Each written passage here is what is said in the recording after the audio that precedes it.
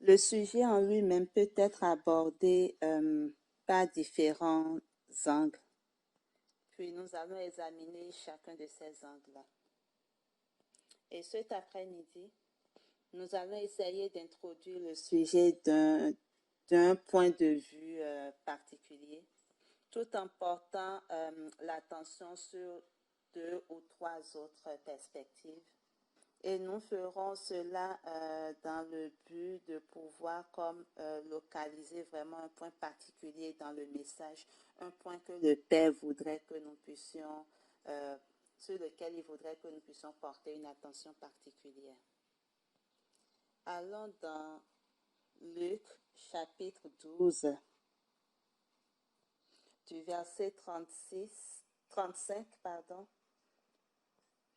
Je le lirai jusqu'au verset 40. Dans ce passage-là, nous allons observer quelque chose de vraiment central, de particulier par rapport au sujet, à notre sujet de méditation, qui est le sujet des prémices. Donc, nous allons voir quelque chose que l'Éternel il est en train de faire ici sur terre. Que vos reins soient sains. Donc, on parle des reins qui sont sains. Et vos lampes allumées. On parle des lampes qui sont allumées. Donc, nous lisons du verset 35 au verset 40. Que vos reins soient sains et vos lampes allumées. Et vous soyez semblables à des hommes qui attendent que leur maître revienne des noces. Donc, on parle ici des personnes qui sont dans l'attente de leur époux. Donc, nous lisons encore le verset 36. Et vous, soyez semblables à des hommes qui attendent que leur maître revienne des noces, afin de lui ouvrir dès qu'il arrivera et frappera. Heureux ces serviteurs que le maître, à son arrivée, trouvera veillant. Je vous le dis en vérité. Il se scindra, les fera mettre à table et s'approchera pour les servir.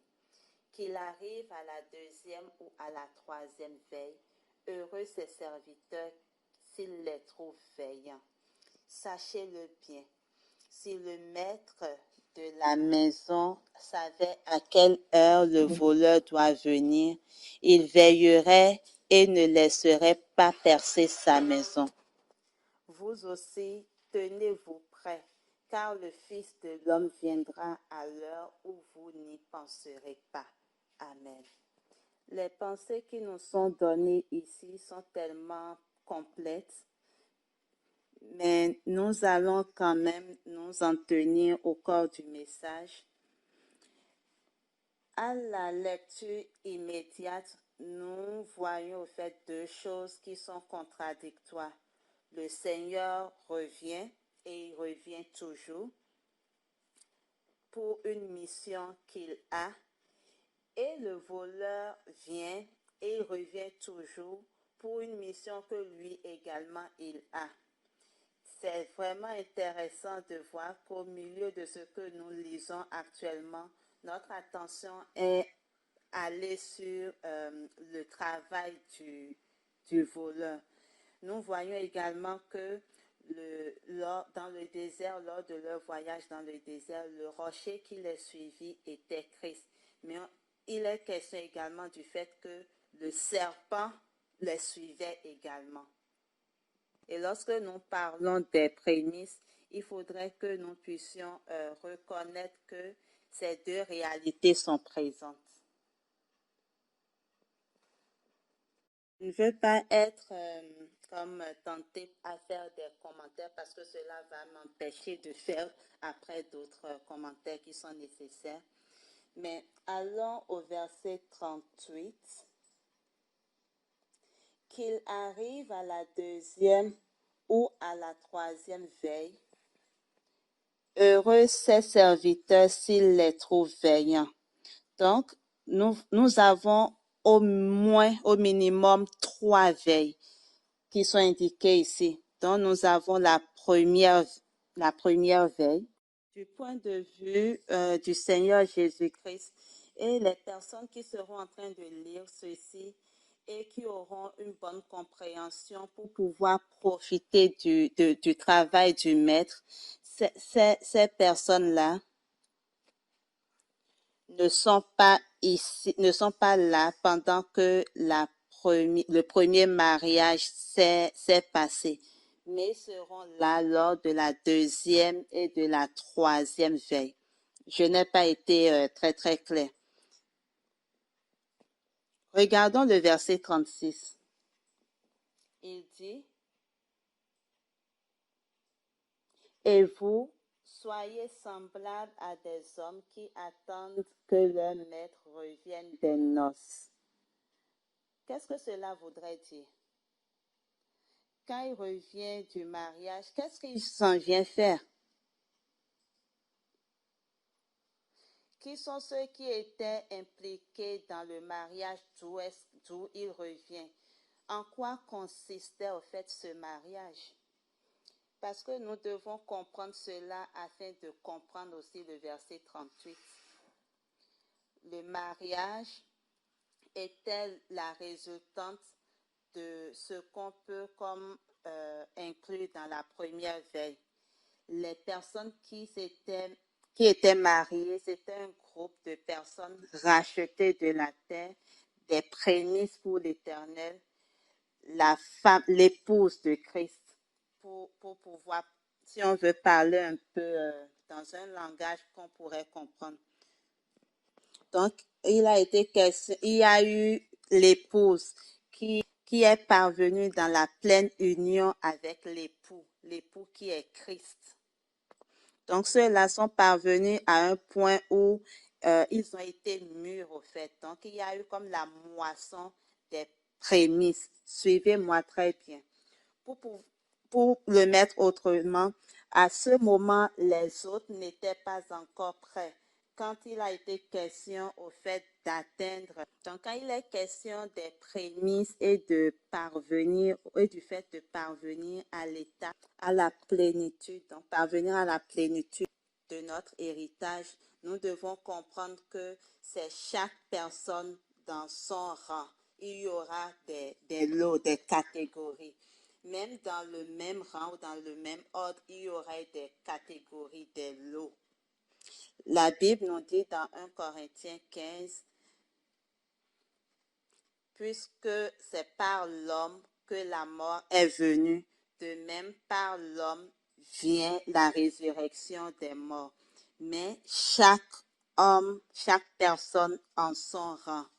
Et là, il commence par nous mentionner l'ordre de ces personnes qui seront ressuscitées des morts, qui sont ressuscitées parce qu'ils étaient morts en Adam. Jésus-Christ n'était pas mort en Adam. Donc, quand il parle de Christ, les prémices, il parle de la première résurrection. Et le Seigneur les moissonne par l'eau. La pleine explication ou signification de cela, nous le verrons en continuant. Mais dans ces 6 versets que nous avons lus tantôt, on nous montre le plan typique, au fait, le grand plan que Dieu a, afin que ceux-là qui s'attendent à lui pour être moissonnés, pour devenir des prémices pour lui, l'épouse qui parvient à la pleine union avec l'époux. Il leur dit que vos reins soient saints. Il s'agit d'une attitude. Vos lampes allumées. Parce qu'il ne peut pas y avoir de croissance sans la lumière. Il nous sauve avec ce avec quoi il nous a servi. Et c'est ce qui est arrivé au début de notre expérience de salut. Nous avons été régénérés par la parole. Donc, nous avons été régénérés par la parole de la vie, cette semence qui est incorruptible, afin que nous puissions être ce type de prémisse pour le Créateur. Amen. Donc, la lumière était nécessaire pour nous redonner la vie. Ce qui est né d'esprit est esprit. Mais cette même lumière doit continuer à briller sur nous jusqu'à ce que nous tenions parfaitement et que nous soyons totalement restaurés et parvenir à la plénitude de l'image de Christ.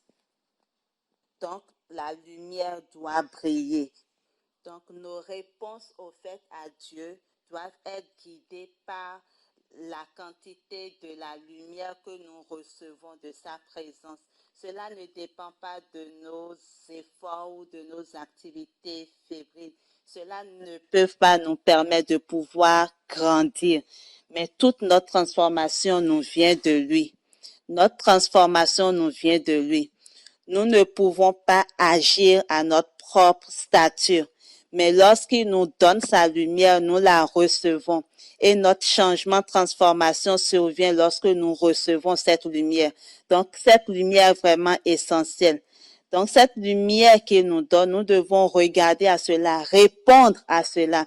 Et au travers de cette lumière, la transformation s'opère. Donc, il dit que vos reins soient sains et vos lampes allumées. Et il y a cette attitude d'attente également. Donc, il y a plusieurs catégories, plusieurs lots. La première église était la première veille.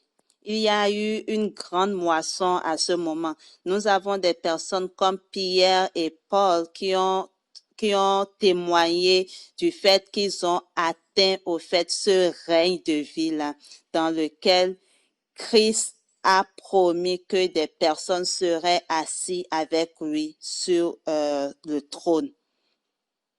Paul, dans 1 Timothée 4, a dit, j'ai combattu le bon combat. J'ai achevé la course. J'ai gardé la foi. Désormais, la couronne de vie m'est réservée, que le Père me donnera en ce jour-là.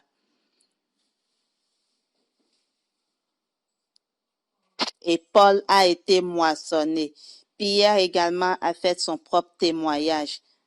Donc, il y a eu une première veille. Il y a eu une moisson à la fin de l'âge de la première église, de l'église primitive. Il y a eu une moisson. Celui qui va établir son royaume, le royaume de Dieu sur toute la terre à la fin de l'âge de l'église, il a eu à la fin de chaque dispensation des personnes qui sont parvenues à la maturité pleine et qui ont été moissonnées. Il y a des prémices à la fin de chaque âge de l'Église. Donc, ce que nous voyons ici dans ces passages, c'est le modèle des choses que le Seigneur fait envers ces personnes-là. Ils regardent la promptitude avec laquelle ils sont transformés par la lumière qu'il leur donne et pour le changement ultime, ils connaissent les besoins. Qu'ils ont besoin d'une dispensation spéciale, d'une visitation. Suivez-moi très bien. Donc, il leur permet de pouvoir s'asseoir afin de les servir. Il leur donne ce dont ils ont besoin pour grandir jusqu'à la plénitude de la vie. Maintenant, à l'allure à laquelle nous grandissons ou nous croissons en Christ, à part une intervention spéciale de Dieu, même si nous avons 2000 années disponibles pour nous garder en vie, nous ne pouvons pas parvenir à la pleine statue de Dieu. Mais il y a quelque chose qu'il fait. La lumière est essentielle.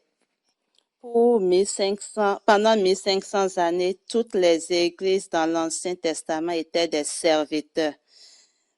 Maintenant, l'héritier, aussi longtemps qu'il a un enfant, ne diffère pas de l'esclave ou du serviteur. Nous n'avions pas comme le statut de fils dans l'Ancien Testament parce que la lumière qui était disponible à ce moment ne pouvait pas leur donner le statut de fils. Mais on nous dit dans Galates 4 que l'héritier, aussi longtemps qu'il est un enfant, ne diffère pas du serviteur. de l'esclave. Même si sur le plan, au fait, avec sa position, donc même si de par, au fait, sa position, il est comme seigneur de tous les biens, il est placé sous la tutelle des administrateurs et des tuteurs jusqu'au temps marqué par le Père. Tous les tuteurs et administrateurs de l'Ancien Testament ne pouvaient pas les faire parvenir à cet état de fils, car la lumière qui pouvait les rendre des fils n'était pas disponible. Donc, ils ne pouvaient pas. Donc, allons vraiment dans Galates 4, versets 1, 2 et 3, pour que nous puissions vraiment comprendre que toute notre transformation est déterminée dans le ciel. Nous dépendons de la lumière et notre transformation vient du fait que nous recevons seulement ce que Dieu a mis à notre disposition. Galates 4, verset 1. Or, aussi longtemps que l'héritier aussi longtemps que l'héritier est enfant, je dis qu'il ne diffère en rien d'un esclave, quoi qu'il soit le maître de tout. Donc, qu'est-ce qui se passe? Verset 2. Mais il est sous des tuteurs et des administrateurs jusqu'au temps marqué par le Père. Il en est ainsi, car le changement, pas en nature, mais le changement dans la disposition du Fils, de l'enfant, au fait, pour qu'il n'agisse pas comme un serviteur, un esclave, parce que les serviteurs ne demeurent pas dans la maison à jamais, mais les fils, oui, ils demeurent dans la maison à jamais. L'esprit du sonship, je veux dire l'esprit de la filiation, qui est ce qui est cultivé en le Fils, pour lui permettre de pouvoir devenir lui-même administrateur du royaume des cieux. On nous dit qu'il est placé sous la tutelle des tuteurs et des administrateurs jusqu'au temps marqué par le Père. Et c'est ce qui se passe également sur le plan spirituel. Là, on nous parle un peu sur le plan naturel, mais il faudrait qu'on le transcrive au fait sur le plan spirituel. Et pour voir cela, tous les prophètes, tous les prêtres, tous ceux qui ont œuvré dans l'Ancien Testament pendant 1500 années ne pouvaient pas produire des fils parce qu'ils avaient une lumière limitée. Vous me comprenez? Ils avaient une lumière limitée. Pour notre transformation, le ciel doit intervenir. Pour notre transformation, la pluie doit tomber sur nous. Nous pouvons fonctionner ou œuvrer sous la pluie de l'avant-saison et parvenir à l'étape de fils. Parce que sous la pluie de l'avant-saison, deux choses nous sont données pour nous aider au fait à parvenir à la plénitude. Mais nous ne pouvons pas, juste en regardant aux 10 commandements et juste regarder comme les sacrifices de Lévitique, parvenir à l'étape de fils. La lumière, au fait, qui se trouve dans ces choses-là est écoutée. La Bible nous dit que c'est l'ombre des choses à venir. Mais regardons au verset 3. Nous aussi, de la même manière, lorsque nous étions enfants, ces gens-là de l'Ancien Testament étaient des enfants. Suivez-moi très bien. Nous étions dans l'esclavage. Nous étions sous l'esclavage des rudiments du monde. Le mot rudiment dont il est parlé ici, dont il est question ici, ce sont des principes au fait qui gardent la pensée sous l'esclavage. La pensée ne peut pas voir, elle ne peut pas voir au-delà des 5 sens. Nous n'apprenons pas de l'Éternel au travers de notre éducation, mais plutôt au travers de la voix de l'Esprit. Nous percevons, nous entendons la voix de l'Éternel. Les autres manières de connaître les choses sont disponibles à l'homme naturel. Donc, L'esclavage des rudiments dont il est question ici, l'esclavage au fait de l'obscurité est beaucoup plus profonde que l'esclavage des démons. Parce que lorsque la lumière vient, aucune puissance ne peut vous revenir. Lorsque la lumière intervient, il y a un sentiment de liberté. Gloire à Dieu. Nous aussi, de la même manière, lorsque nous étions enfants, nous étions sous l'esclavage des rudiments du monde, des principes d'apprentissage, des choses qui nous disent, touche pas à ça, goûte pas à ça, ne porte pas ceci. Toutes ces choses sont des ombres. Elles peuvent pas permettre à quelqu'un de croître, de grandir. Et Paul nous dit que cette ère-là, au fait, c'était l'ère, au fait, des enfants, la période, au fait, des enfants. Nous n'allons pas apporter plus de commentaires, mais lorsqu'on lit du verset 4 au verset 8, nous voyons la différence. Lorsque Christ est venu, juste une journée avec le Seigneur, cela a porté des fruits plus grands que ce que l'Ancien Testament avait produit en 1500 années. Il leur a dit, si un homme ne naît de nouveau, il ne peut voir, il ne peut voir, il ne peut participer au royaume de Dieu. Et ensuite, il dit, ce qui est né de l'esprit est esprit. Gloire à Dieu. Donc, regardons le verset 4. Il dit, mais lorsque les temps ont été accomplis, Dieu a envoyé.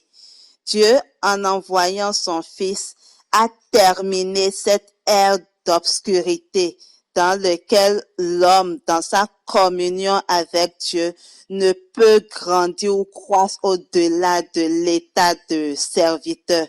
La domination sur le péché ne pouvait pas se faire sous cette ère parce que la lumière était nécessaire.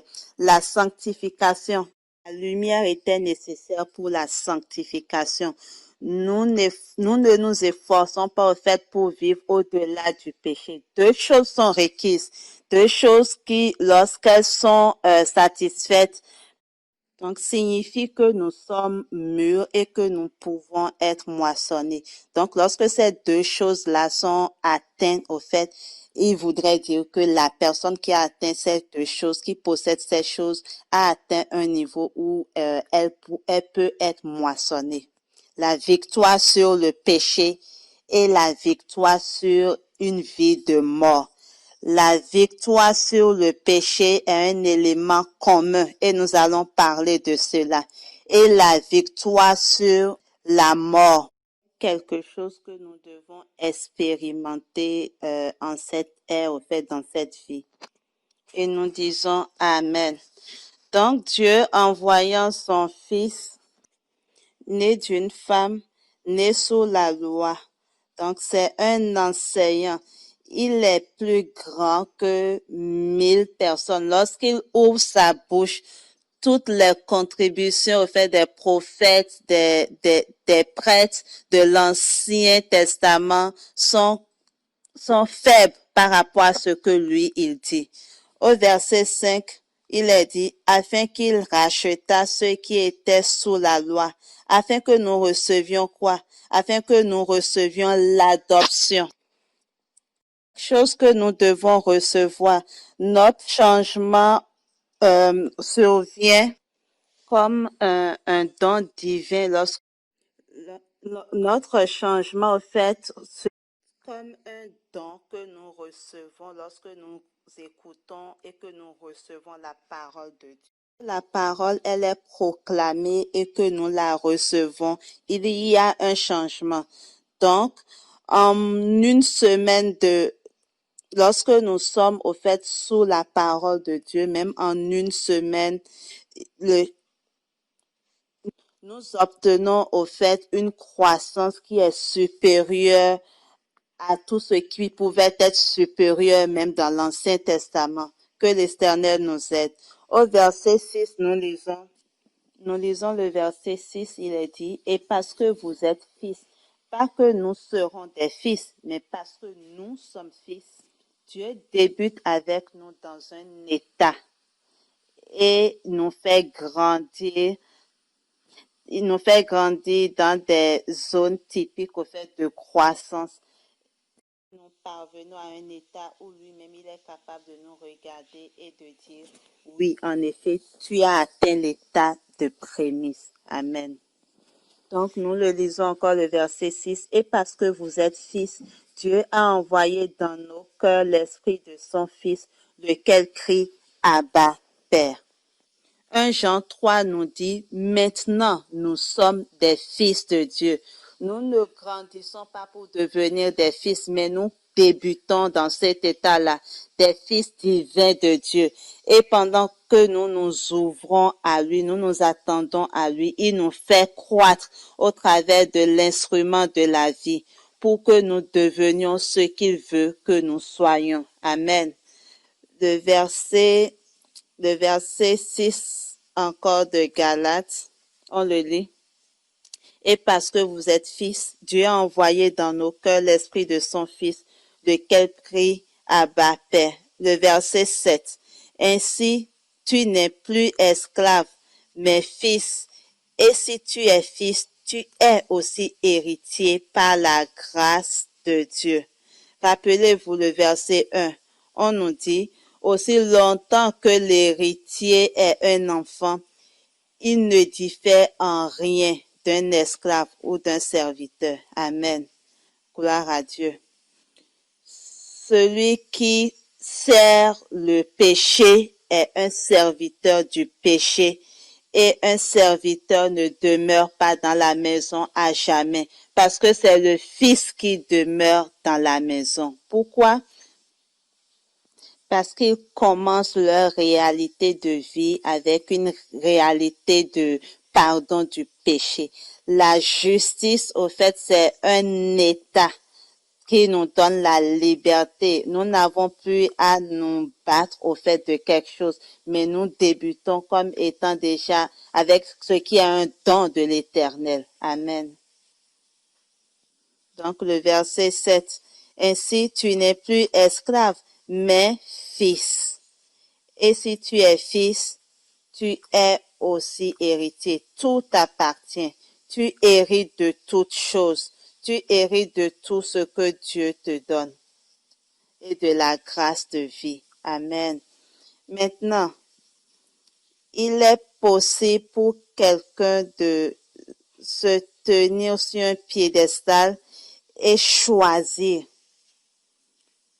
de soupirer et d'avoir de l'appétit pour des choses qui ne valent rien. Lisons le verset 8. Il est dit, « Autrefois, ne connaissant pas Dieu, vous serviez des dieux qui ne le sont pas de leur nature. » Donc, en tant que serviteur, vous rendiez service, vous faisiez des choses de par la quantité de la lumière écourtée qui faisait de nous, au fait, des serviteurs ou des esclaves, gravitant toujours autour des choses de la terre. Le verset 9 dit, « Mais à présent, puisque vous avez connu Dieu, ou plutôt que vous avez été connu de Dieu, comment retournez-vous à ces faibles et pauvres rudiments? » Ou l'Église aujourd'hui qui retourne au fait, au rituel de l'Ancien Testament, de la prêtrise lévitique, de la prêtrise lévitique, où on portait le vert, le rouge, le cramoisi, toutes ces choses-là, où on gravite encore autour de ces choses-là, essayant d'imiter les choses de l'Ancien Testament. Or, la lumière de l'Ancien Testament n'est pas assez. Ne nous laissons pas arriérer. Regardons-nous de la manière dont le Seigneur nous accepte. Acceptons la place que l'Éternel nous a donnée.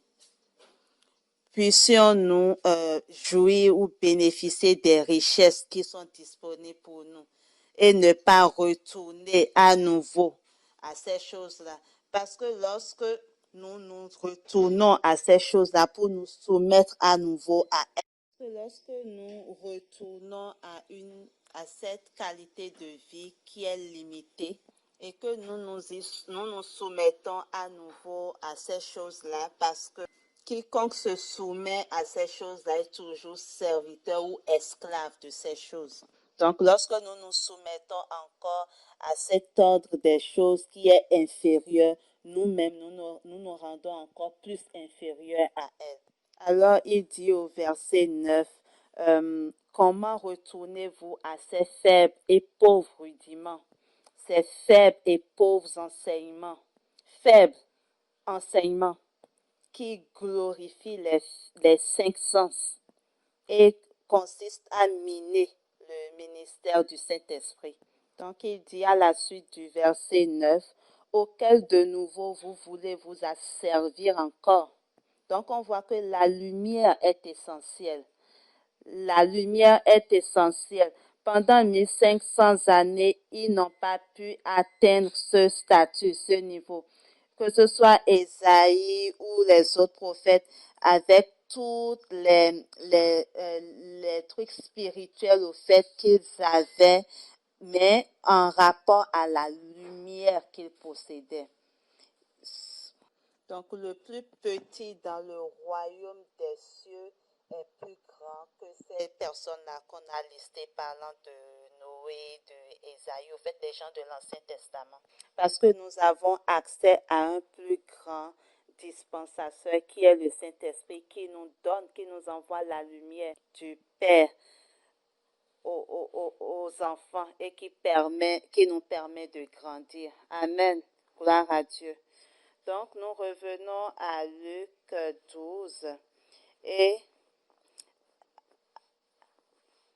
après plus de 1000 années ou plus, aux environs de 1000 années, beaucoup qui ont reçu l'esprit de l'adoption ont grandi au fait et ont atteint cet état de vie dans lequel le Seigneur était tellement fier au fait, le Seigneur se plaisait dans leur état et il les a moissonnés.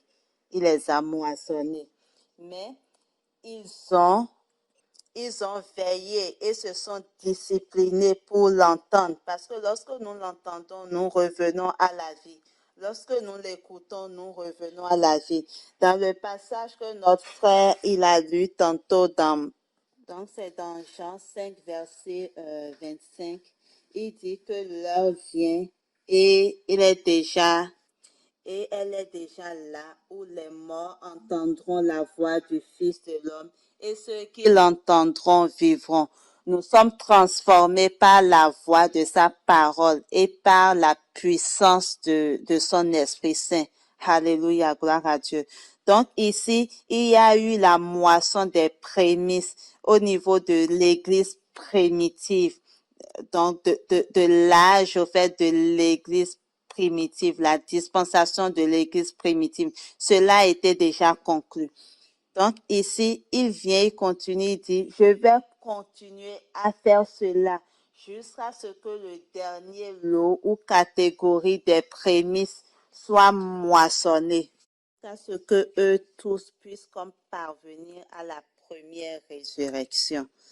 J'ai fini mon mariage, j'ai donné le temps pour eux de se concentrer. Ils ont travaillé, puis ils ont atteint le niveau, ils ont montré des signes de soumission à ma parole. Maintenant, je reviens pour rechercher un nouveau lot, une nouvelle catégorie de personnes qui auront atteint la plénitude. Et l'attitude que les premiers ont eue, ceux qui au fait, ont été au premier mariage, cette même attitude-là doit guider les autres également. La, leur pensée doit être prête et leur rein doit être sain et leur lampe allumée, s'attendant encore et encore à la vérité qui leur est révélée. Parce que la vérité brille davantage lorsqu'on la visite continuellement. Amen. La lumière brille est beaucoup plus éclatante lorsqu'on y fait recours fréquemment. Et le verset 36, toujours de Luc 12, qui dit, comme des hommes au fait qui attendent que leur maître. Donc, il y a cette attitude-là d'attente. Et ils vont comme apparaître avec lui dans la gloire. Et au fur et à mesure que nous apparaissons devant lui, il nous fait asseoir et il nous sert. Il y a un niveau d'intimité, de communion profonde qui doit s'opérer entre la personne qui, qui est consciente du fait que son changement lui vient de Dieu. Et cette personne crée le temps pour être seule avec Dieu. Et cette solitude avec Dieu peut comme occuper toute notre journée, toute la journée, qui fait que nous dépendons totalement de Dieu, selon la lumière qui brille dans notre esprit. Amen. Donc, il y a une deuxième veille et il y a une troisième veille. Et ensuite, il ferme l'âge. Puissions-nous connaître le jour de notre visitation. Puisse tout un chacun connaître le temps de la visitation de Dieu. Et ceux qui ont la bonne attitude, l'Éternel même leur permet de faire une œuvre bonne dans leur vie. Lisons à nouveau le verset 36 à nouveau et voyons la dernière partie. Donc, voyons ce qu'il en est de cette catégorie de personnes, au fait, dont il est question dans le verset 36, qui est différent des autres catégories de personnes qui sont également, tout comme eux, des personnes nées de nouveau. Lorsque vous êtes prêts pour toutes les étapes de croissance en Jésus-Christ, Christ va vous amener à ces étapes-là pendant que vous vous montrez prêt. Et pendant que vous regardez à lui, que vous vous attendez à lui pour la plénitude, quand à ceux qui s'attendent, qui regardent à lui, va encore apparaître une seconde fois pour les amener vraiment au salut complet.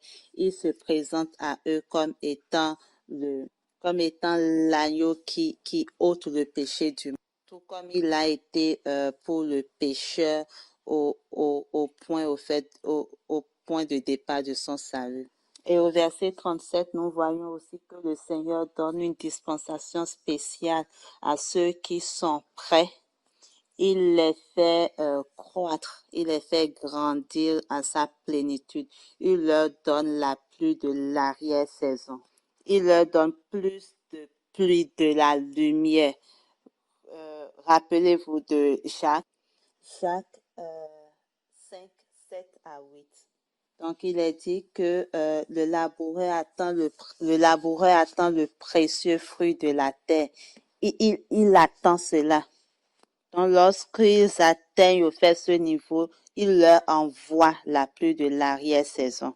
Et pendant que les choses concernant son royaume ainsi que sa gloire sont enseignées, lorsque ce ministère-là se fait, il y en a au fait qui pourront être présents, mais pourront pas comme recevoir cela, ils ne pourront pas interagir avec les choses de Dieu. Donc, j'aimerais que nous puissions lire à nouveau le verset 37. Donc, le verset 37 qui nous parle vraiment des personnes qui se sont préparées. Rappelez-vous de Luc. Donc, Luc 1, verset 16 à 17.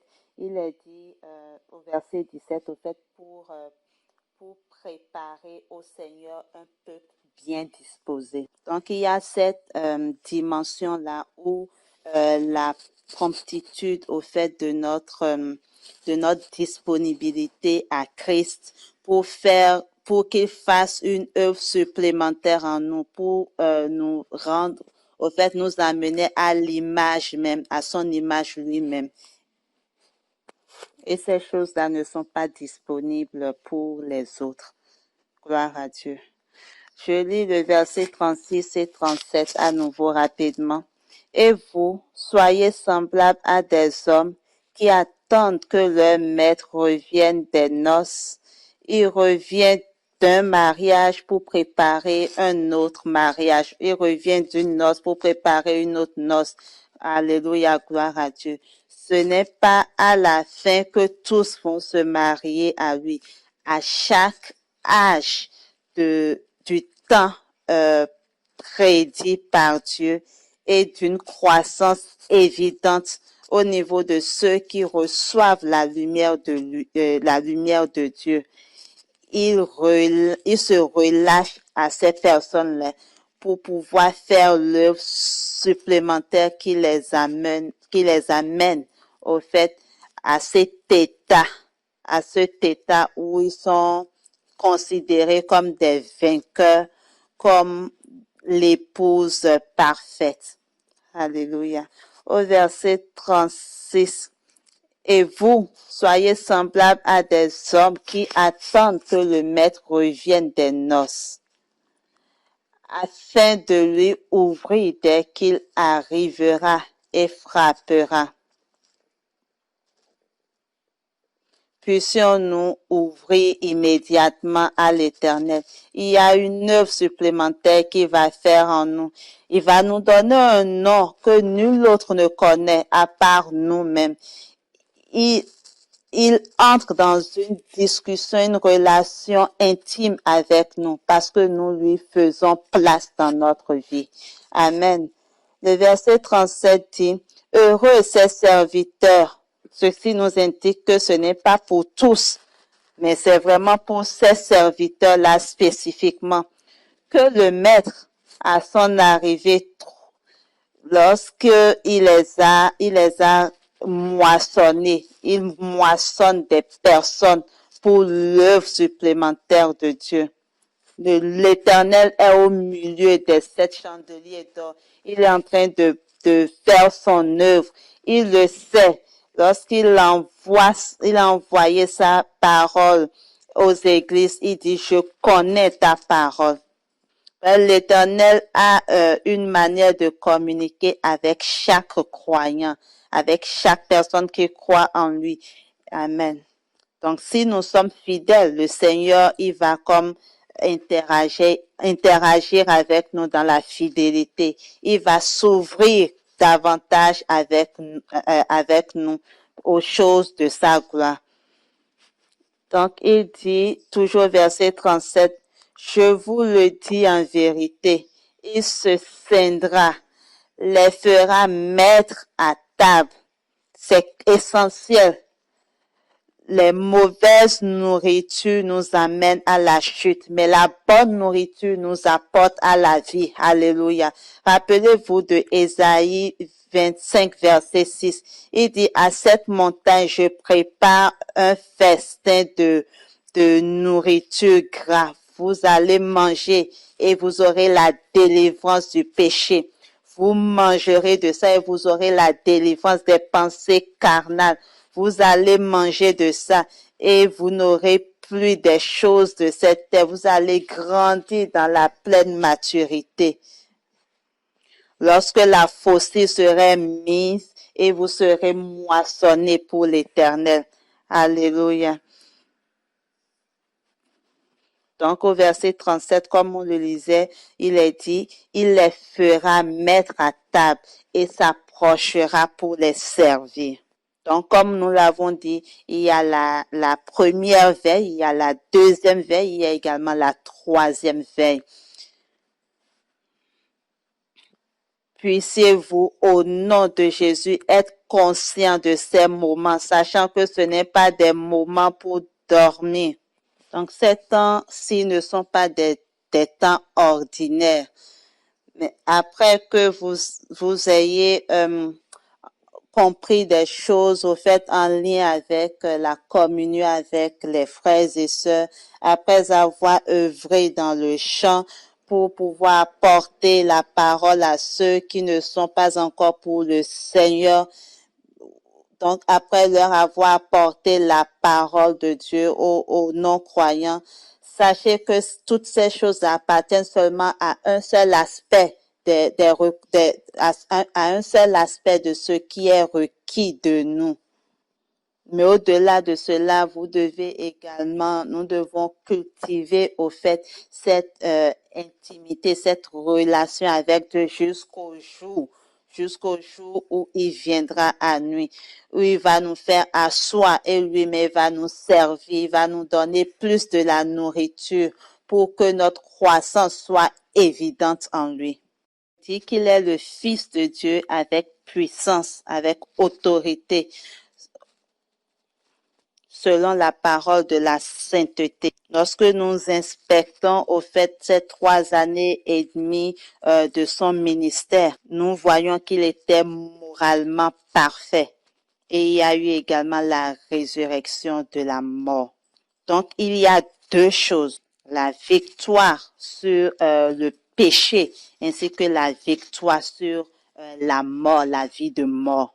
Et Dieu, il va nous donner ces deux victoires-là dans le nom de Jésus-Christ. Donc, ce que nous venons de faire, c'est vraiment, nous venons d'établir au fait des choses telles qu'elles nous sont montrées dans ces passages que nous avons lus. Mais comprenons que le travail de la moisson donc le travail de la moisson par rapport aux prémices, elle est subséquente à l'œuvre, au fait, au travail qui est entrepris par rapport à la moisson. Lorsque le travail de la moisson est fait, c'est après cela que nous pouvons dire que ceux-là qui ont été moissonnés sont considérés comme des prémices. Mais il y a un temps pour le travail de la moisson.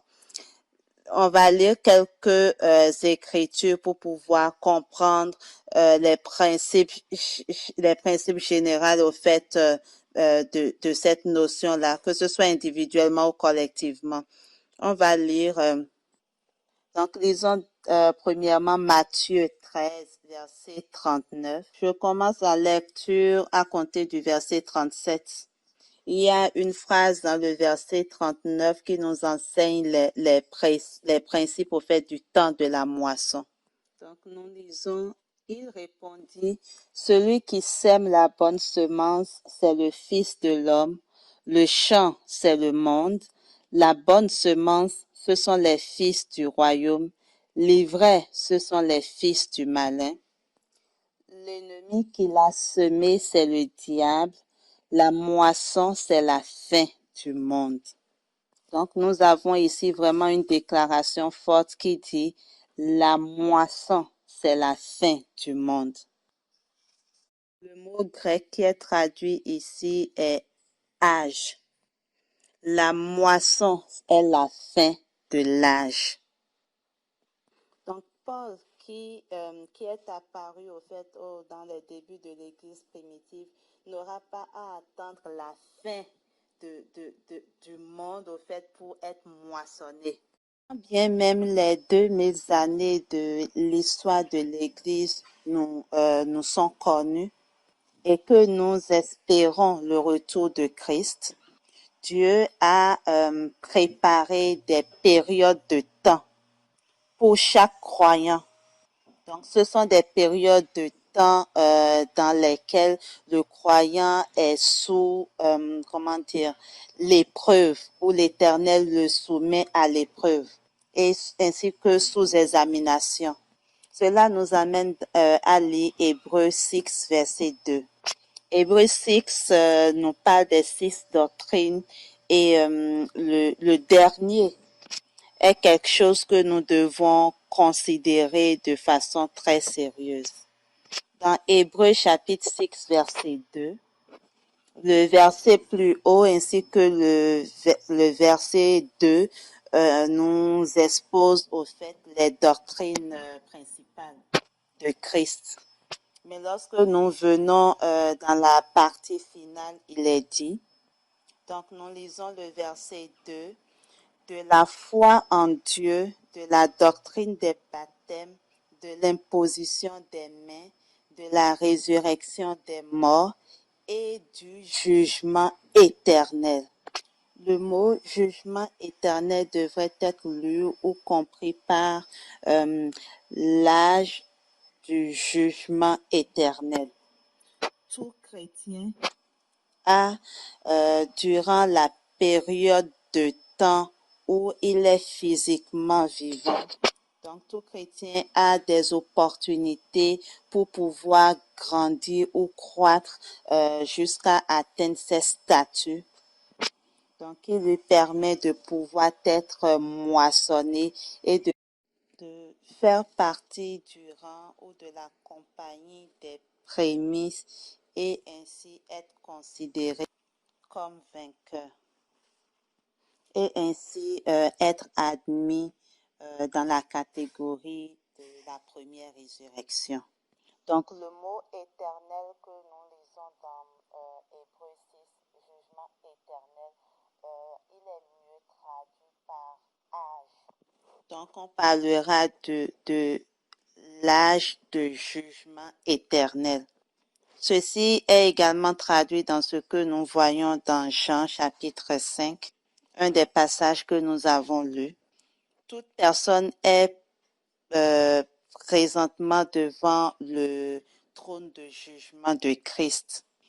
Vous n'allez pas apparaître devant le trône de jugement de Christ dans une année, mettons, 8300 années, mettons. Et à ce moment, pour que l'Éternel nous pose peut-être la question, qu'est-ce que tu faisais, mettons, le 27 mai 2013?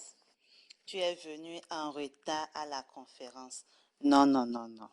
Oubliez vraiment cela. Ce sont juste, comment dire, la pure religion ou de la théologie. Ce que nous allons avoir dans l'âge à venir est déterminé vraiment sur une base quotidienne, au jour le jour.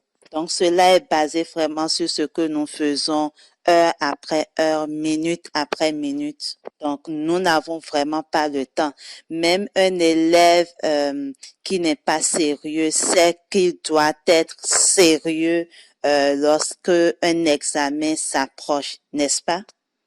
Bien qu'il soit vu en train de jouer un peu partout, lorsque l'examen arrive, à ce moment-là, il devient sérieux. Donc, lorsque vous êtes conscient du fait que ce que vous allez être ou devenir dans l'âge à venir est déterminé sur une base journalière, vous ne pouvez pas vous donner des excuses et vous adonner aux choses qui n'ont plus de sens, des choses superflues. Donc, nous sommes déterminés. Plus nous nous soumettons à lui, plus nous avons des opportunités qui nous sont données. Si nous ne nous soumettons pas aux choses qu'il nous donne actuellement, aux choses qu'il relâche sur nous pour pouvoir nous élever. Donc, si nous ne faisons pas ainsi, par souci de miséricorde et de bonté, il va nous priver de plus de sa lumière. Il va nous en priver. C'est ce qu'il a fait aux autres peuples par le passé. Donc, il les a comme privés de plus de sa lumière, parce que s'ils avaient eu plus de lumière, ils seraient à ce moment sous une plus grande condamnation. Donc, plus nous nous soumettons à l'Éternel, plus il va nous admettre en sa présence. Donc, dans l'école de Dieu, ce n'est pas comme dans nos écoles actuellement où on se dit on attend la fin au fait du trimestre pour pouvoir subir les examens. Non, ce n'est pas ainsi. Et lorsqu'il s'agit au fait de ce sujet des prémices, au fait, l'âge physique ne compte plus. Si les Israélites avaient vécu depuis le tout début de l'Ancien Testament jusqu'à la fin de l'Ancien Testament, mettons 1500 années, ils seraient alors âgés, mettons, de 1500 années également. Donc, si à ce moment, rien ne leur arrive et que quelqu'un d'entre eux entend la parole de Christ et se soumet à cette parole-là.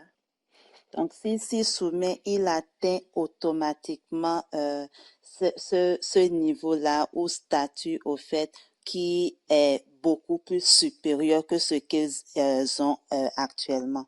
Donc, l'âge physique ne compte vraiment pas. Dans les choses spirituelles, ce qui compte, c'est vraiment le niveau ou le degré vraiment auquel Christ est cristallisé en la personne.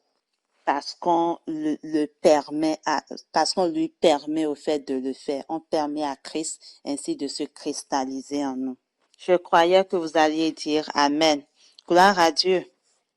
Donc, lisons Jean chapitre 5. Il a le pouvoir d'exécuter le jugement parce qu'il est le Fils de l'homme. Il a enduré les mêmes épreuves. Hébreux 2, verset 10. Donc, je le lis, Hébreux 2, verset 10. Il convenait, en effet, que celui pour qui et par qui sont toutes choses et qui voulait conduire à la gloire beaucoup de fils, éleva à la perfection par les souffrances le prince de leur salut. Et il poursuit en disant, au verset 11, car celui qui sanctifie et ceux qui sont sanctifiés sont tous issus d'un seul. C'est pourquoi il n'a pas honte de les appeler frères.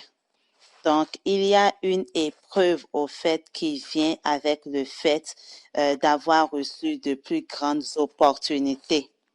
S'il en est ainsi dans, nos écoles normales au fait, nous ne pouvons pas aller d'une classe à une autre sans avoir passé les examens au fait qui nous qualifient à aller, au niveau supérieur. Toutefois, dans nos écoles, l'année scolaire est fixée en termes de semaines, d'un certain nombre de semaines, d'un certain nombre de mois, mais dans le royaume de Dieu, nous déterminons nous-mêmes l'allure ou la vitesse à laquelle nous voulons évoluer. Donc, lorsqu'il y a la lumière, on peut décider de ramper, on peut décider de marcher, de courir ou de voler, de prendre notre envol comme l'aigle. Donc, la fréquence à laquelle ou l'allure à laquelle nous décidons au fait de marcher ou de courir dépend de la manière dont nous nous exposons à la lumière que nous recevons de lui. Amen. Donc, dans Jean 5, si vous y êtes déjà, allons au verset 25. Nous aurons besoin du verset 26. Donc, j'espère juste que nous allons être capables de regarder à cela très rapidement. Jean 5, je prends le verset 22. Je lis, le Père ne juge personne, mais il a remis tout jugement au Fils. Donc, le jugement du Père, le fait que Christ a été jugé, ce n'est pas quelque chose qui va se produire à la fin de l'âge de l'Église. Christ est jugé maintenant. J'ai cru que vous alliez dire Amen. Christ a été jugé maintenant. Amen. Et qu'est-ce qu'il fait en tant que juge? En tant que juge, il nous admet à sa grâce. Si et seulement si nous faisons bon usage de la lumière qu'il nous donne. Et lorsque nous recevons encore plus de cette grâce, elle nous expose davantage à plus d'épreuves, des choses que nous devons vaincre au travers des provisions qu'il nous a données. Et lorsque nous traversons cela, il nous admet encore davantage à sa grâce. Donc, c'est comme dans l'exemple au fait des écoles, je dirais, à plusieurs niveaux. Donc, de façon hypothétique, vous pouvez comme débuter au fait l'école, la première année comme l'école primaire élémentaire 1. Puis à la fin de la même année, vous pouvez déjà être au niveau élémentaire 4. Il n'y a rien au fait qui vous lie. Du moment où vous êtes prêt, votre enseignant ou le professeur vous donne les instructions qui sont nécessaires. Puisse l'Éternel nous accorder la compréhension de l'âge du jugement éternel. Maintenant, ayant dit tout cela, en ce qui concerne le sujet des prémices, nous savons qu'il y a la pluie de l'avant et de l'arrière-saison. Juste avec la lumière de la pluie de l'avant-saison, les réponses aux faits qui sont données par ceux-là qui sont fidèles va leur accorder mettons, des promotions pour qu'ils puissent aller d'un niveau à un autre niveau. Mais le rythme ne peut pas être aussi grand que lorsque l'on combine, comment dire, la pluie de l'avant à celle de l'arrière-saison. Il nous a donné la pluie de l'avant-saison de façon modérée. Mais puisque c'est Christ qui est celui-là qui nous sauve, il y a beaucoup qui n'ont même pas encore reçu la lumière de la Pentecôte, mais qui, en raison de leur proximité, la proximité de leur intimité avec Christ, ceux-là ont été moissonnés comme étant des prémices, des gens qui ont atteint au fait la catégorie de la première résurrection. Donc, dit autrement, c'est que la Pâque a son propre rendement en les prémices. La Pentecôte a son propre rendement dans les prémices et les tabernacles ont également leur propre rendement dans les prémices. Pour l'expliquer encore de façon différente, des personnes telles que Paul ont été exposés à la pluie de l'avant-saison. Mais l'esprit de la grâce les a fait introduire au fait dans la pluie de l'arrière-saison. Et quand bien même ils avaient juste ces deux mesures de lumière, ils sont quand même parvenus à la plénitude.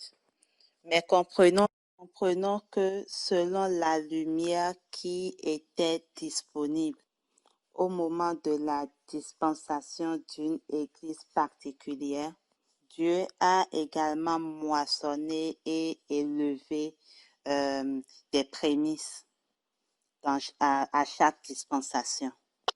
Dieu n'est jamais resté sans témoin concernant les choses qu'il fait. Amen. Amen. Amen.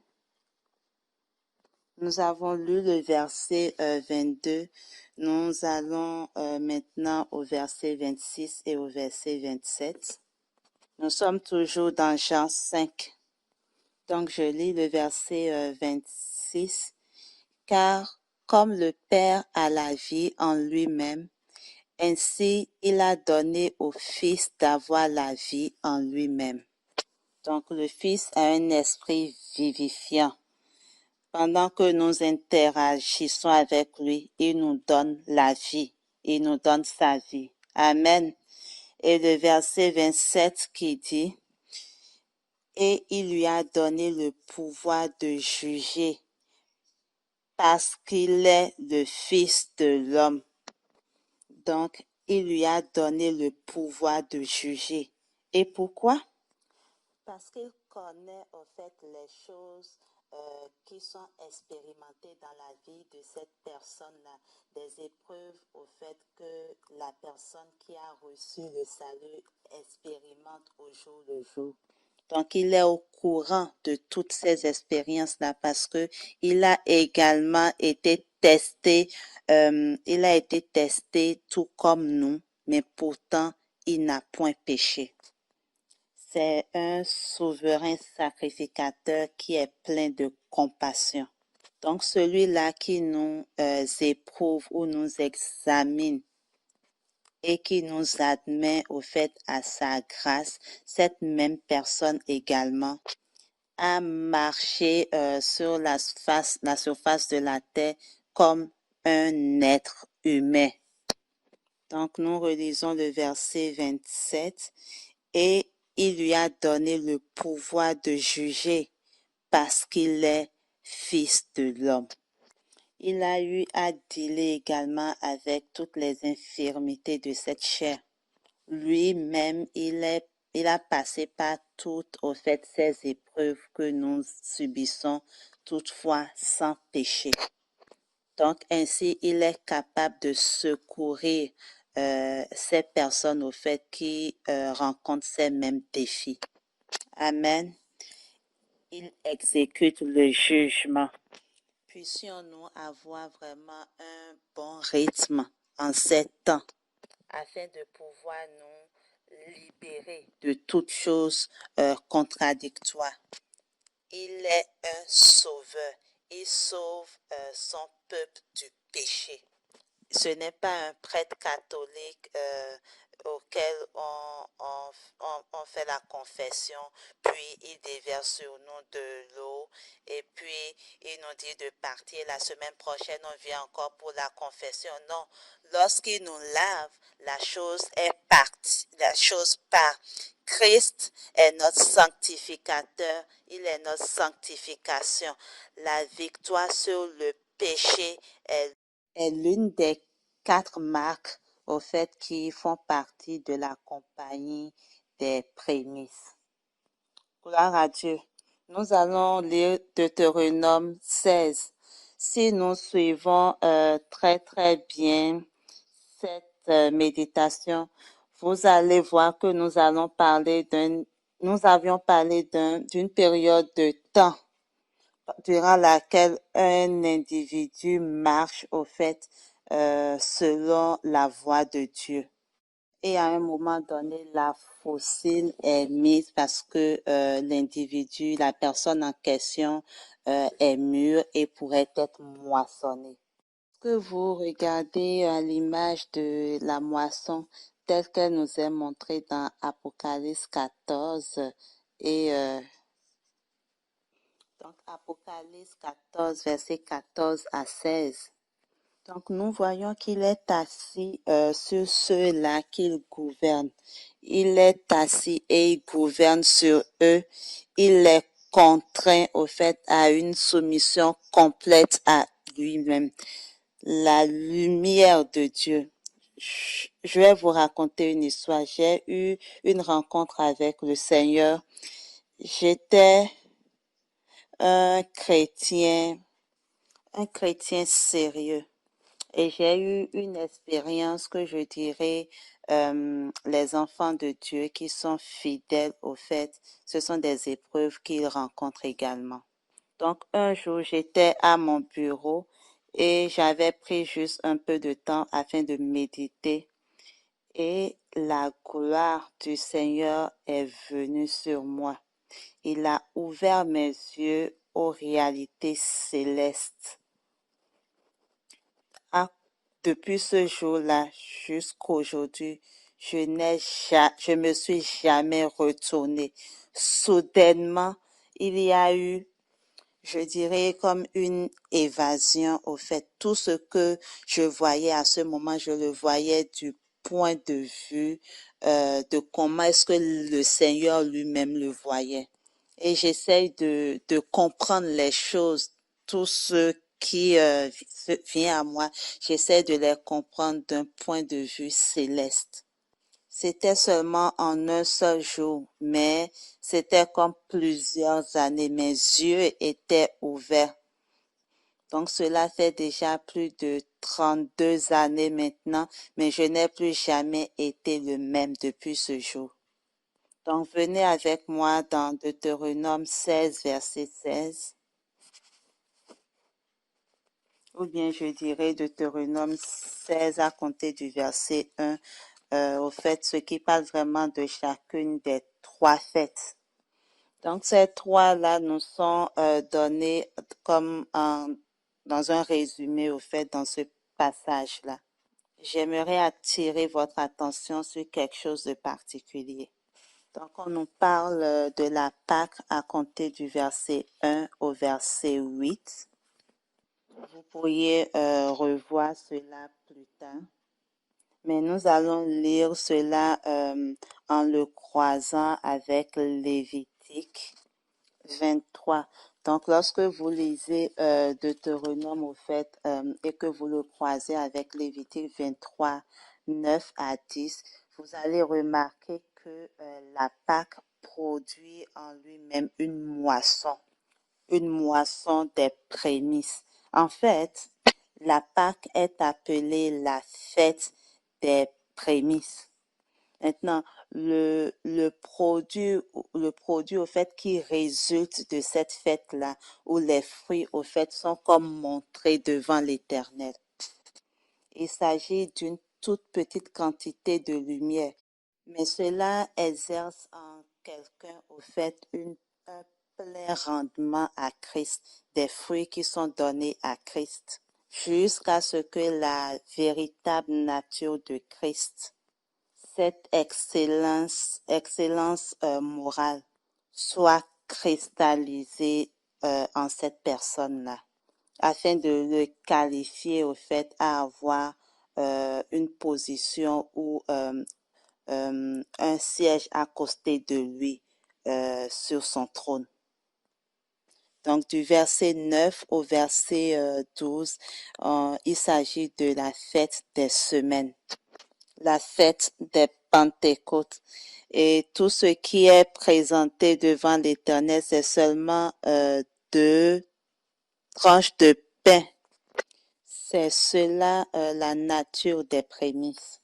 Beaucoup de choses peuvent se dire à propos de cela, mais ce n'est pas notre intention actuellement.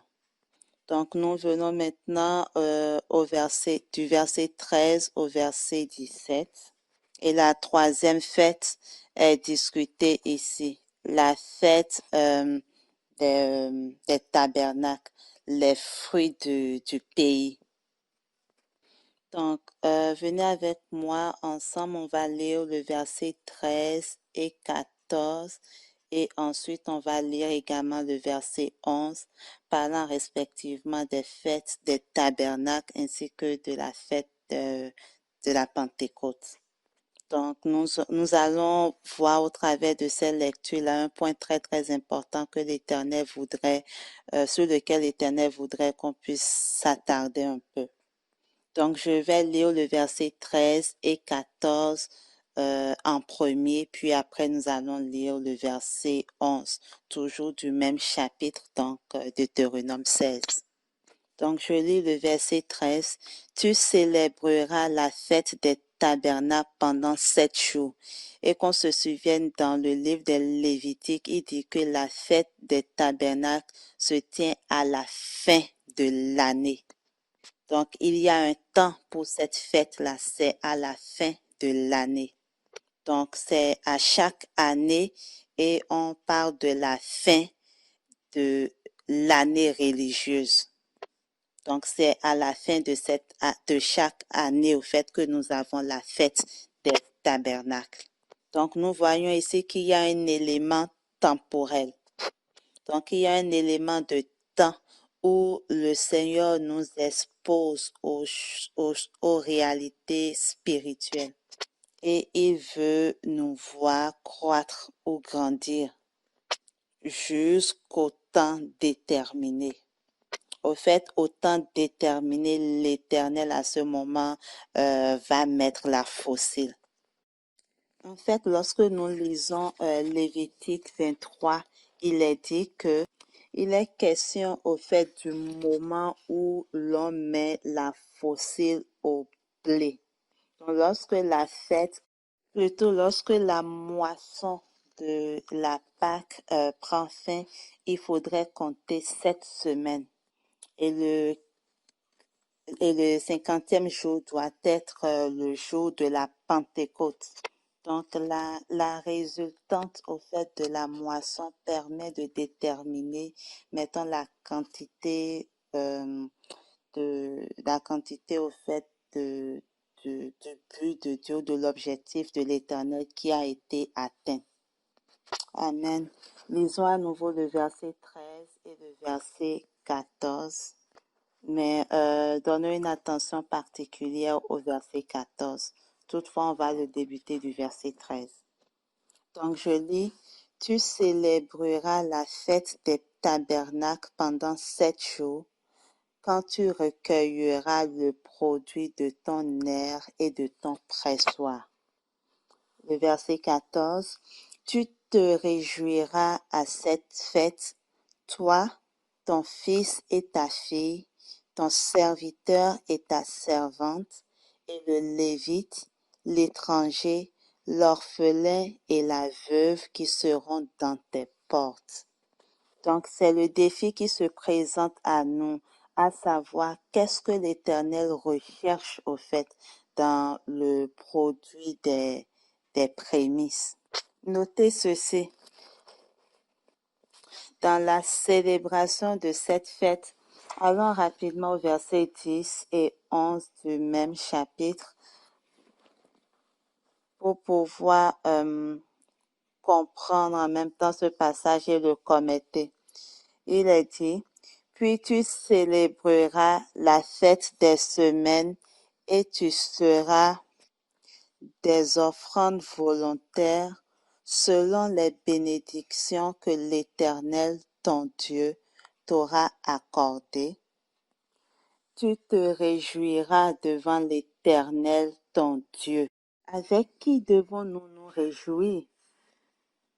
Ton fils et ta fille, ton serviteur et ta servante, le Lévite qui sera dans tes portes et l'étranger, l'orphelin et la veuve qui seront au milieu de toi, dans le lieu que l'Éternel ton Dieu choisira pour y faire résider son nom. À la première lecture, cela peut ne pas nous dire grand-chose. Voici la substance de ce que nous venons tout juste de lire. Il y a une charge qui a été donnée à tous ceux qui font partie du peuple de Dieu. Alors qu'ils continuent de grandir ou de croître dans le Seigneur et jusqu'à ce qu'ils atteignent au fait les prémices, ils ont un ministère de délivrance envers ceux qui leur appartiennent, ceux qui sont sous leur charge. Parce que en ce qui concerne le sujet au fait des prémices, ceci est vraiment requis.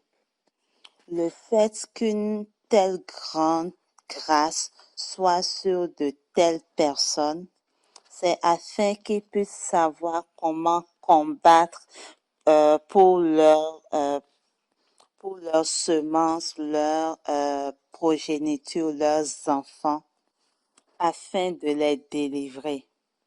Il n'y a pas de marque de prémisse, donc on ne peut pas atteindre au fait cette plénitude-là lorsqu'on n'inclut pas la délivrance, le fait d'être libéré, d'être totalement délivré de ce serpent ancien, ce voleur. Il n'y a pas de marque au fait pour des prémices lorsque nous ne sommes pas délivrés et qu'on ne délivre pas les membres de nos familles, vraiment tous ceux qui sont listés là, de l'emprise de ce serpent ancien. Il s'agit d'une célébration familiale. La fête, la fête des prémices est une célébration familiale. Dieu nous a donné la charge. Cela peut être notre famille immédiate ou des gens un peu loin, mais tous ceux qui ont reçu la marque de prémices doivent être des personnes qui ont combattu pour leurs semences, pour les gens de leur famille et qui ont délivré au fait, toutes ces personnes qui sont sous leur charge, qui les ont délivrées des afflictions du voleur. Il est dit que si le maître de la maison savait à quelle heure le voleur devait venir ou devait venir percer au fait sa maison, il veillerait et ne laisserait pas percer sa maison.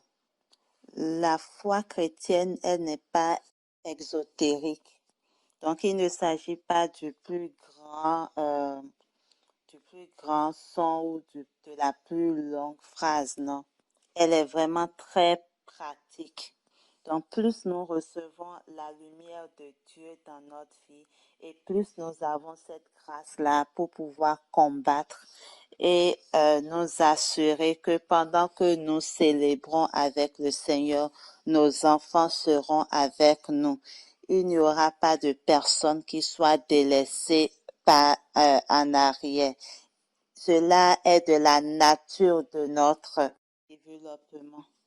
Qui va délivrer la création des effets de la chute afin de donner au fait un acompte de cette gloire glorieuse-là, plutôt de cette grâce glorieuse manifestée dans notre état physique actuel, afin de délivrer des liens de la méchanceté, de l'adversaire sur les personnes qui nous sont données, qui sont sous notre... Les personnes qui sont à notre charge peuvent être déjà des personnes déjà de notre entourage immédiat, donc débutant par nos épouses, nos époux, nos enfants, nos fils, nos filles, nos relatifs, ceux que nous connaissons. Nous devons regarder à Dieu parce que les ténèbres qui couvrent actuellement la terre sont tellement épaisses, sont plus épaisses parce que cela est incrusté même dans des personnes qui sont en alliance avec Dieu afin de mener l'objectif, le but de Dieu. Mais nous devons les combattre et gagner. Tous nos enfants doivent venir à Dieu. Quelles sont les marques? Les marques au fait des prémices. Petit 1, nous avons la conscience céleste. Tes enfants seront comme les étoiles du ciel. Monte ici et je vais te montrer des choses à venir. Donc la conscience céleste est vraiment requise. Ensuite, nous avons l'habileté ou la capacité de pouvoir marcher dans la victoire sur le péché et dans la sanctification. Cela, la deuxième marque. La troisième marque, ta postérité possédera la porte de ses ennemis. Gloire à Dieu. Et c'est cela le défi. La déchéance ou la dégradation morale est vraiment présente en cette dernière heure de l'Église. La méchanceté s'est accrue. La société n'aide pas nos enfants et nous devons nous en tenir à l'Éternel afin d'être capables de les secourir de toutes les influences au fait qui les entourent. Et pendant qu'il nous donne sa lumière, cette lumière va développer en nous une qualité au fait de combattant. Donc une qualité de vie qui combat, qui vise l'ennemi et qui rompt la puissance de l'ennemi afin de délivrer nos enfants. Il s'agit d'un combat qui est plus ou moins proche. Ce n'est pas comme dans un combat où on est éloigné puis on regarde de part et d'autre. De part et d'autre la position de l'ennemi et puis on tire de façon pas. Non, il s'agit vraiment d'un combat, mettons, de corps à corps. Donc main à main, corps à corps. Donc nous combattons contre l'ennemi et nous dominons sur lui. Donc cette lumière que Dieu nous donne va mettre en nous cette conscience-là, cette conscience qui nous donne de pouvoir au fait comprendre le fait qu'il nous a donné une responsabilité afin de délivrer ceux qui sont à notre charge. parce que tous ces gens-là doivent se réjouir avec nous lors de la célébration de la fête. Ils doivent se réjouir avec nous. C'est l'Éternel qui l'a dit ainsi. Donc la grâce de l'Éternel ainsi que la lumière que l'Éternel met en nous nous rendent capables de combattre le bon combat de la foi et de nous assurer que nos enfants, tous ceux qui sont à notre charge, vont célébrer la fête avec nous. Je pensais que vous alliez dire Amen. Donc, on a 4 marques. Donc, on a la conscience céleste qui est cristallisée. Cette pensée de Christ que nous devons avoir en toutes choses. L'habilité ou la capacité de pouvoir marcher vraiment au-dessus des eaux mauvaises de l'âge présent. Le troisième, c'est notre postérité doit posséder les portes de leurs ennemis. Et le quatrième, en ta postérité, toutes les nations de la terre seront bénies. Donc, pendant que tu sécurises ceux qui sont à toi, ceux qui sont sous ta charge, la frontière ou la limite va continuer à s'étendre afin d'inclure l'orphelin et la veuve, les étrangers, tout comme nous l'avons vu détaillé dans Deutéronome 16. Donc, chaque prémisse de l'Éternel doit avoir cette habilité ou capacité-là de pouvoir aller avec la fossile à la main pour pouvoir moissonner ceux qui ne sont pas encore pour l'Éternel, ceux de sa maison, de les amener à Christ. En ta postérité, toutes les nations de la terre seront bénies. Donc, venez avec moi pendant que nous allons clore cette méditation. Je suis à court un peu de temps lorsqu'on regarde l'heure. Venez avec moi dans Psaume 18. Nous le comprendrons mieux lorsqu'on va le croiser avec le Psaume 144. Et cela serait suffisant pour l'objectif actuel. Donc, Psaume 18, il s'agit d'un des psaumes de David et nous pouvons établir que David ici est un type de Christ. Aussi, parce qu'il est un type de Christ, il est également un type de ceux-là qui, étant en Christ, se soumettant à Christ, prennent sur eux ces marques caractéristiques que Dieu désire de ceux-là qui ont atteint le statut des prémices. Donc ainsi, nous allons pouvoir nous fier à ce qui est dit ici. Et le verset que nous allons considérer, ce verset met en lumière le fait qu'étant en Christ, nous avons cette capacité de gagner le combat et d'amener nos familles à Christ. Je pensais que vous alliez dire Amen. Donc, nous n'allons pas lire tout le verset, nous allons zoomer sur ici le verset 33 qui dit « C'est Dieu qui me ceint de force ». Donc, c'est une lumière ici que nous devons recevoir. Tous ceux qui ont atteint le statut des prémices doivent savoir cela, doivent comprendre ceci et également les expérimenter. Dieu est leur force. Numéro 1. La suite du verset dit « Et qui me conduit dans la voie droite ». Verset 34. Il rend mes pieds semblables à ceux des biches. Habakkuk 3, verset 19. Et il me fait marcher sur les lieux élevés. Des pieds élevés très rapides. Pas seulement puissant, mais vraiment rapide pour pouvoir reconnaître les situations, les défis à propos de la famille.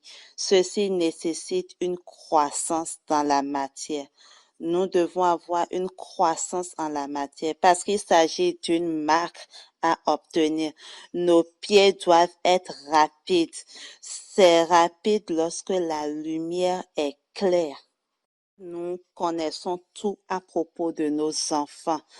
Lorsque nous connaissons tout à propos de toutes ces personnes qui sont sous notre charge, Salomon disait que le leader ou le dirigeant doit connaître toutes choses à propos au fait de tous ceux qui sont à sa charge. Donc, chaque berger, au fait, doit savoir que c'est de sa responsabilité de veiller. Bien sûr, il s'agit d'une charge au fait qui est multiple parce que le leadership, le fait d'être dirigeant, est un concept pluriel. Il est plus facile de régler un défi particulier ou une situation particulière lorsque c'est tout naissant que d'attendre à ce que la situation prenne de l'ampleur avant de décider à le régler. Puisse le Dieu de notre salut nous donne des habiletés prophétiques afin que nos yeux soient ouverts et que nous soyons rapides au fait pour voir que le voleur est proche de entrer pour pouvoir pour toucher notre héritage. Que Dieu nous donne l'habileté de voir ces choses. Que le Dieu de notre salut nous donne cette habileté de combattre. C'est vrai, nous sommes des agneaux, mais dans le bataille, dans la guerre, au fait, nous sommes des lions. Et l'une des marques des prémices est que les autres puissent vivre correctement parce qu'ils tiennent debout correctement. Dans le psaume 80, il dit fais briller ta face et nous serons sauvés. Et il poursuit la prière en disant au fait, plus bas dans les versets, que ta main droite soit sur l'homme de ta droite. Et ainsi nous serons sauvés. Nos enfants aiment les choses du monde et nous sommes ignorants même des choses qu'ils font. Ils sont dans toutes sortes de choses, des choses occultes ou autres, mais quel que soit au fait l'endroit où où sont les prémices? Et je réponds, nous sommes ici. Et je dis, nous allons nous en tenir à l'Éternel. Nous recevons la force de lui. Il rendra nos pieds comme ceux des biches et nos yeux seront ouverts. Lorsque la lumière va paraître au fait sur l'un de nos enfants, cela indique que l'Éternel a débuté son œuvre de délivrance. Nous allons nous accrocher à cela et nous serons rapides et rompre le lien de la méchanceté sur nos enfants ou de ces personnes qui sont sous nos charges.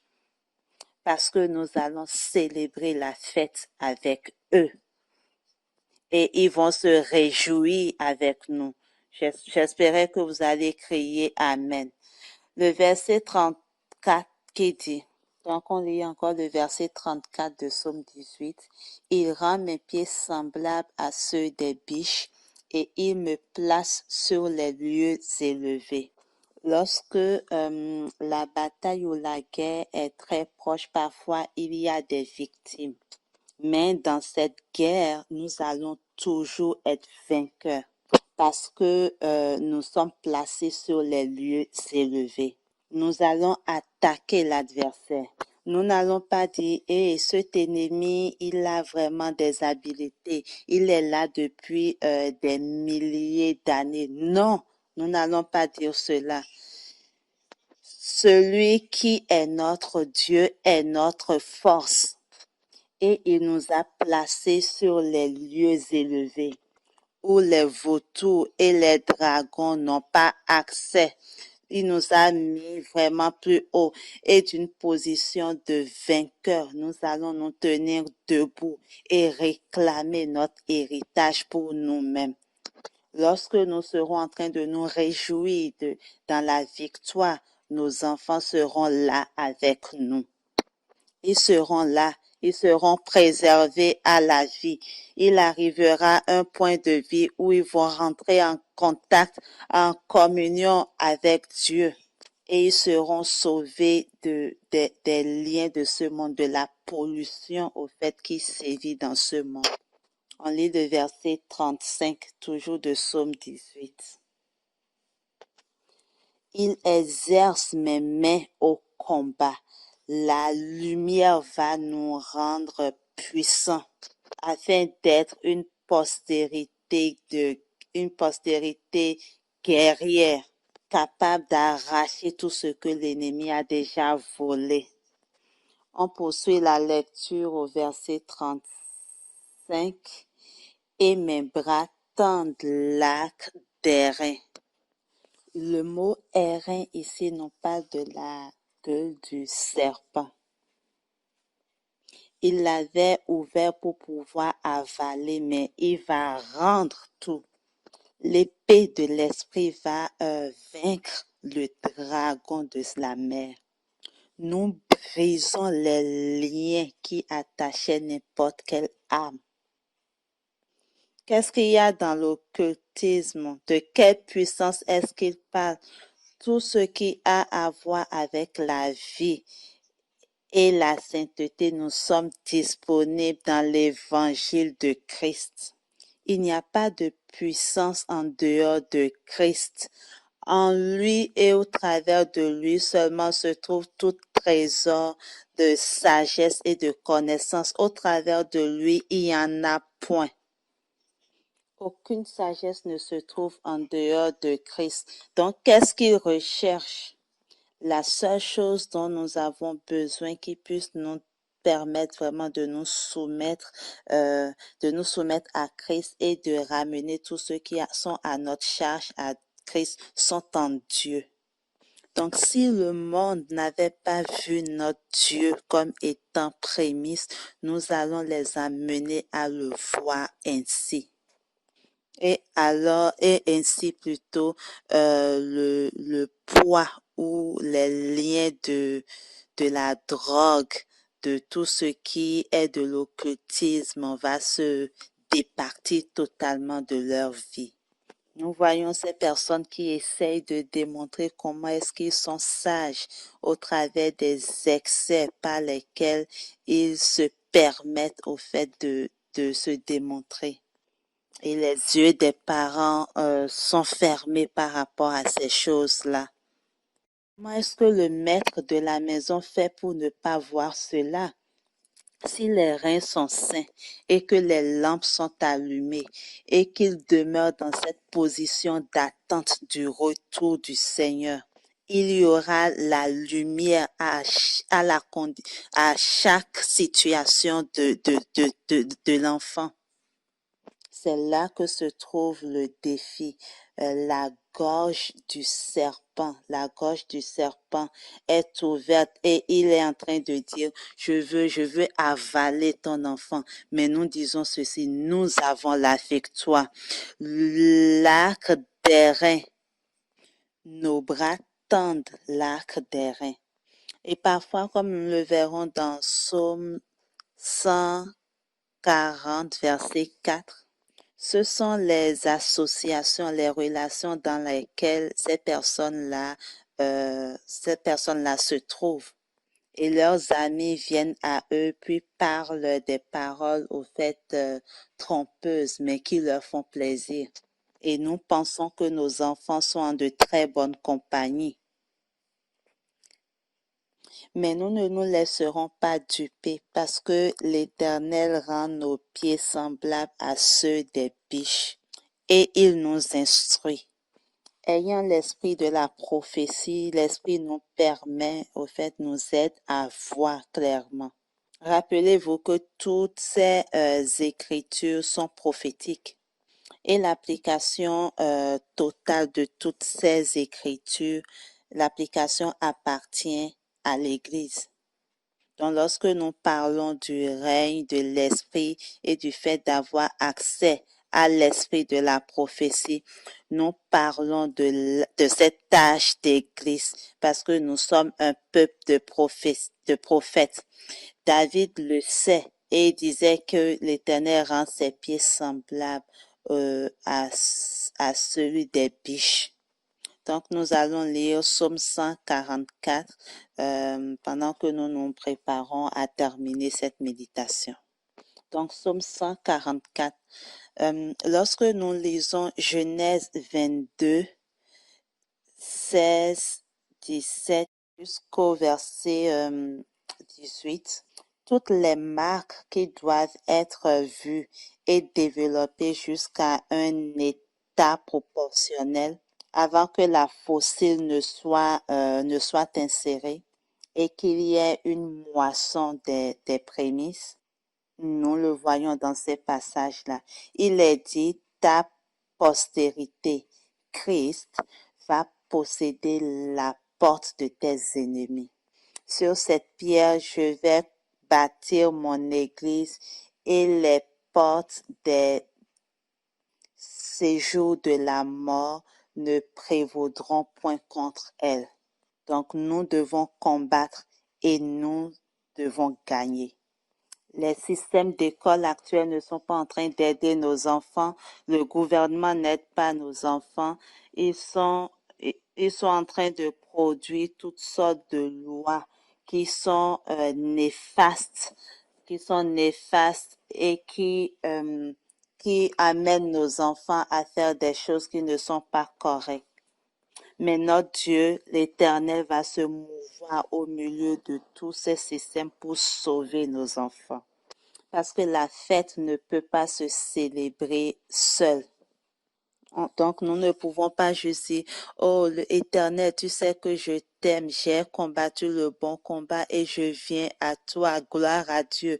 Voici, je suis à toi, je viens. Tes enfants doivent venir avec toi. Ta famille doit venir avec toi. C'est la signification des deux, des deux, des deux tranches de pain au fait qui sont offertes à l'Éternel pendant la fête de la Pentecôte. Oui, ils sont faits de levain, c'est vrai, qui parle de l'imperfection, mais des offrandes pour le Seigneur. Donc, ils sont apportés à l'Éternel et tout ce qui doit être ôté serait ôté. L'Éternel n'est pas en train d'élever à lui une seule personne ou un individu. Non, il est en train d'élever vraiment plusieurs personnes à lui. Lorsque ce serait une seule personne, il va se référer à sa postérité. Il a dit qu'il ne peut pas cacher ces choses à Abraham parce que Abraham le craint et qu'il lui obéit et il va devenir le père d'une multitude de nations. Donc la bonté est montrée au Père parce qu'il sait que la postérité serait comme l'héritage au fait qu'il va donner à l'Éternel. Le Seigneur n'œuvre pas seulement envers un individu seulement, parce qu'il sera le Dieu de toute la terre. Ésaïe nous le dit. Donc, allons dans Psaume 144 pour pouvoir rendre cela facile à conclure plus tôt. Nous n'allons pas faire de commentaires tant que nous n'atteindrons pas les versets 7 et 8. Mais nous allons le lire jusqu'à la fin pour le moment pour voir comment est-ce que cela coule et également voir les charges que nous devons avoir sous nous, nous devons avoir sous nous.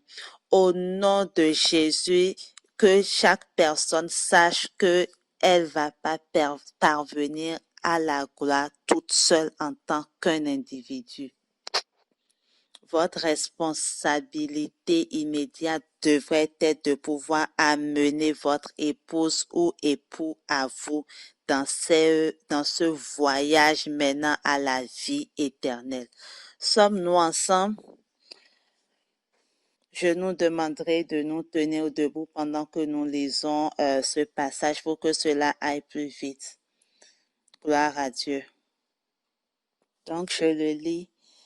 Béni soit l'Éternel mon rocher, qui exerce mes mains au combat, mes doigts à la bataille, mon bienfaiteur et ma forteresse, ma haute retraite et mon libérateur, mon bouclier, celui qui est mon refuge, qui m'assujettit mon peuple.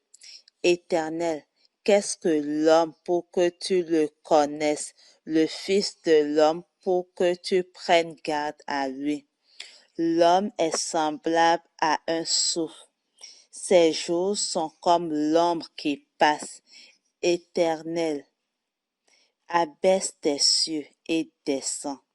Touche les montagnes et qu'elles soient fumantes. Fais briller les éclairs et disperse les ennemis. Lance tes flèches et mets-les en déroute. Étends tes mains d'en haut. Délivre-moi et sauve-moi des grandes eaux, de la main des fils de l'étranger, dont la bouche profère la fausseté et dont la droite est une droite mensongère. Ô Dieu, je chanterai un cantique nouveau pour toi. Je te célébrerai sur le luth à 10 cordes. Toi qui donnes le salut au roi, qui sauva du glaive meurtrier David ton serviteur. Délivre-moi et sauve-moi de la main des fils de l'étranger, dont la bouche profère la fausseté et dont la droite est une droite mensongère. Et ce qu'il en ressort, c'est ceci. Nos fils sont comme des plantes qui croissent dans leur jeunesse, nos filles comme des colonnes sculptées qui font l'ornement des palais. Nos greniers sont pleins, regorgeant de toute espèce de provisions. Nos troupeaux se multiplient par milliers, par 10 milliers dans nos campagnes. Verset 14. Nos génisses sont fécondes, point de désastre, point de captivité, point de cri dans nos rues. Heureux le peuple pour qui il en est ainsi. Heureux le peuple dont l'Éternel est le Dieu. Alléluia. Donc, il s'agit de types de personnes qui sont parvenues à un état de maturité, qui sont capables de combattre et de gagner. Il n'y aurait point de complainte au milieu de nous, au nom de Jésus. Dans la prochaine année, nous allons être témoins d'un grand nombre d'introductions, de délivrance, de salut et de victoire dans les maisons. Pourquoi?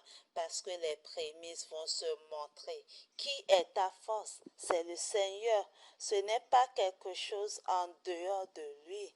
Donc ta confiance ne peut pas faiblir. Béni soit l'Éternel, ma force, qui enseigne mes mains au combat et mes doigts au combat.